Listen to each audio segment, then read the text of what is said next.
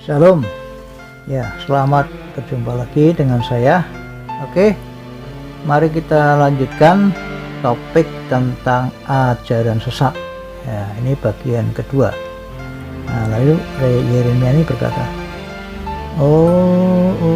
di dunia ini kenapa kok bisa muncul banyak ajaran sesat ya Pak ya?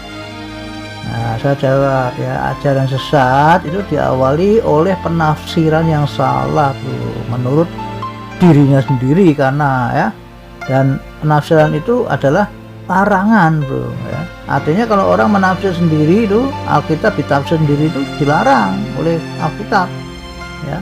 Nih di 2 Petrus 1 ayat 20 nih ayatnya ya. Demikian bunyi firman Allah. Yang terutama harus kamu ketahui ialah bahwa nubuat-nubuat dalam kitab suci atau Alkitab tidak boleh ditafsirkan menurut kehendak sendiri. Nah ini ya, jadi memang si Piot itu memang dalangnya sih ya, dia memakai orang-orang yang belum bertobat untuk menciptakan ajaran sesat lewat ini ya, penafsiran yang salah ini Nah, orang yang tidak bertobat itu bisa dari luar Kristen atau agama di luar Kristen, atau dari dalam, atau Kristen palsu gitu loh, orang aspal gitu loh maksudnya, yang belum bertobat. Nah itu Nah jadi kita tahu bahwa ada banyak agama di dunia ini, khususnya di Indonesia ya. Dari mana saja agama-agama itu ya. Jawabnya adalah dari si Piot atau iblis yang memakai alat manusia yang tidak bertobat atau belum bertobat untuk menciptakan ajaran atau agama itu gitu loh. Nah agama-agama itu pasti akan memiliki Tuhan yang berbeda atau tidak sama tetapi mereka mengatakan bahwa Tuhan itu satu gitu loh. Nah ini namanya kan pembodohan ya.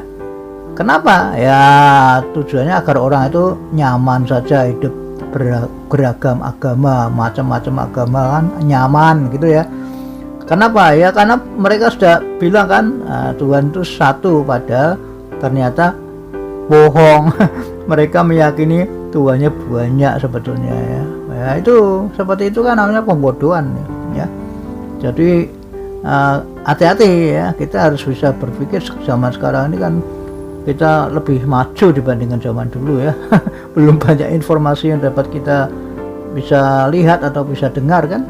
Nah, jadi semua agama itu memiliki Tuhan yang berbeda. Ya, walaupun mereka berkata Tuhan itu satu, tapi mereka tahu bahwa Tuhannya beda gitu loh.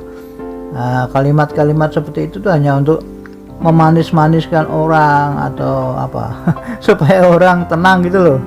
Tapi itu penipuan ya. Jelas pasti ada Tuhan asli dan Tuhan palsu gitu loh Nah yang penting kita harus tahu mana Tuhan yang asli itu kan begitu.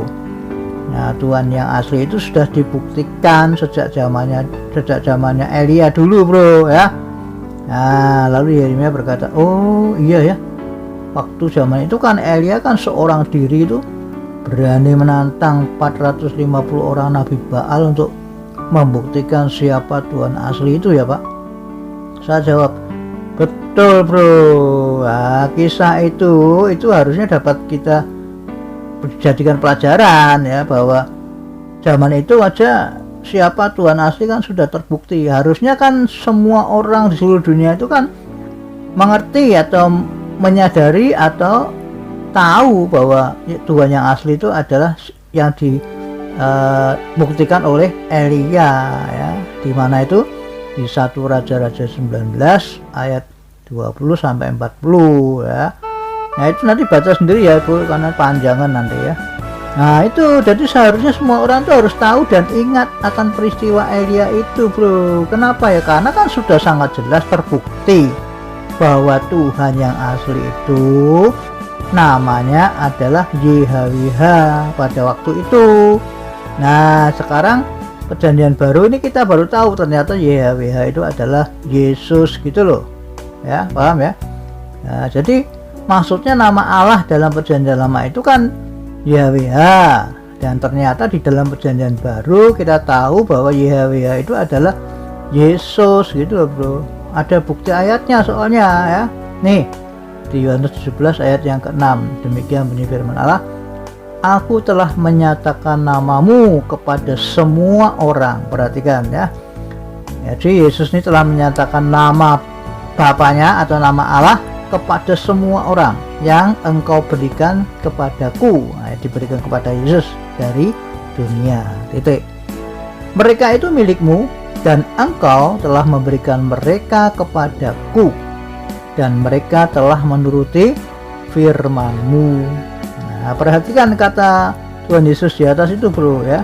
Dikatakan aku Tuhan Yesus telah menyatakan namamu. Nah ini kan namamu kan Bapa, maksudnya nama Allah ya, kepada semua orang.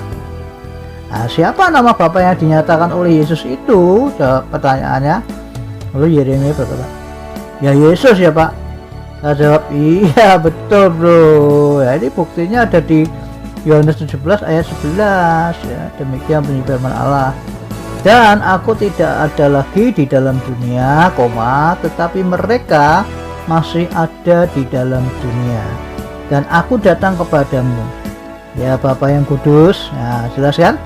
Peliharalah mereka dalam namamu. Nah, nama siapa ini? Nama Bapa kan?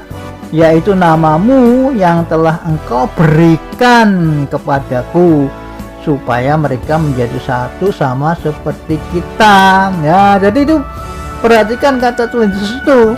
Dia berkata namamu, nama Bapa, maksudnya yang telah engkau berikan, diberikan Bapa kepada anak. Nah, anaknya siapa? Kan Yesus itu anaknya Bapa kan, karena Yesus kan dikandung dari Roh Kudus, Roh Allah, Roh Bapa kan? Jadi makanya kan Yesus disebut anak Allah atau anak Bapa. Kenapa ya? Karena kan Maria kan waktu itu belum bersuami ya, statusnya masih sama Yesus itu masih di dalam taraf mau menikah, tapi kan belum pernah berhubungan, apalagi zaman itu ketat sekali kan.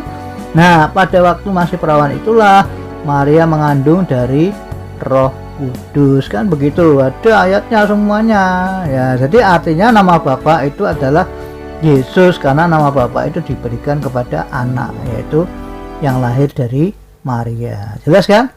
Nah itu jadi itu sebabnya firman Allah ini menulis secara sederhana sekali bro di Kisah Para Rasul 4 ayat yang ke-12 ya. Demikian bunyi firman Allah, dan keselamatan tidak ada di dalam siapapun juga selain di dalam Dia, sebab di bawah kolong langit ini tidak ada nama lain yang diberikan kepada manusia yang olehnya kita dapat diselamatkan. Ya, jelas sekali kan.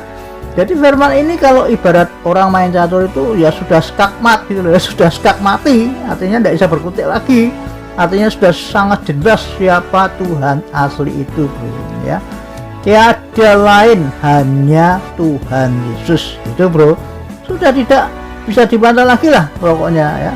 Apalagi perhatikan kata-katanya tidak ada nama lainnya, itu jelas kan sekali tidak ada nama lain kan, berarti sudah hanya Yesus saja, nama Yesus saja yang dapat menyelamatkan kan, begitu bro ya.